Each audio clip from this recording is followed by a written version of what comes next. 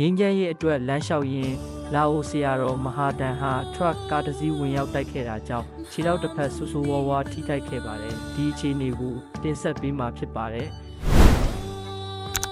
နိုဝင်ဘာလ19ရက်ညအချိန်ဟော့စတန်မြို့ကိုရောက်ချိန်မထင်မှတ်ပဲဆရာတော်တွေကိုအဆောင်အဖြစ်လိုက်ပေးနေတဲ့ကားကိုထရပ်ကားတစ်စီးကဝင်တိုက်ခဲ့ပြီးတိုက်လိုက်တဲ့ကားမှာဆရာတော်တွေကိုတဆင့်တိုက်ခဲ့တာပါကားတိုက်မှုကြောင့်ဆရာတော်နှစ်ပါးထိခိုက်ဒဏ်ရာရရှိခဲ့ပါတယ်ဆရာတော်နှစ်ပါးထဲမှာလာအိုဆရာတော်မဟာထန်တစ်ပါးဟာပြင်းပြင်းထန်ထန်ဒဏ်ရာရရှိခဲ့ပါတယ်ထို့ကြောင့်ဆရာတော်တွေကိုဆေးရုံမှာအရေးပေါ်ဆေးကုသခဲ့ရပါတယ်ကျန်ဆရာတော်များကတော့လမ်းဆက်လျှောက်ခဲ့ကြပါတယ်လာအိုဆရာတော်မဟာဒန်ကိုဆရာဝန်များကရွေးချယ်စရာနှစ်ခုပေးခဲ့ပါတယ်ပထမတစ်ခုကဆရာတော်ခြေထောက်ပြန်လဲကောင်းမွန်လာအောင်အချိန်ကြာမြင့်စွာခွဲစိတ်ကူးတမှုခံယူရမှာပါဒုတိယတစ်ခုကတော့ငင်းချမ်းရေးခီးစဉ်ကိုပြန်လဲပူးပေါင်းနိုင်ဖို့ခြေထောက်ကိုဖြတ်တောက်ပစ်ဖို့ပါဆရာတော်ဟာငင်းချမ်းရေးခီးစဉ်ကိုပြန်လဲပူးပေါင်းလိုတာကြောင့်ခြေထောက်ဖြတ်ဖို့ကိုပဲပြတ်သားစွာဆုံးဖြတ်ခဲ့ပါတယ်ဆရာတော်ဟာဝင်ရောက်တိုက်ခဲ့တဲ့ထရပ်ကားသမားကိုလည်းမေတ္တာခင်ခွင့်လွှတ်ခဲ့တယ်လို့သိရပါတယ်အခုဆိုရင်ဆရာတော်ဟာပြန်လည်ကောင်းမွန်လာပြီဖြစ်တဲ့အတွက်အနားမယူတော့ပဲ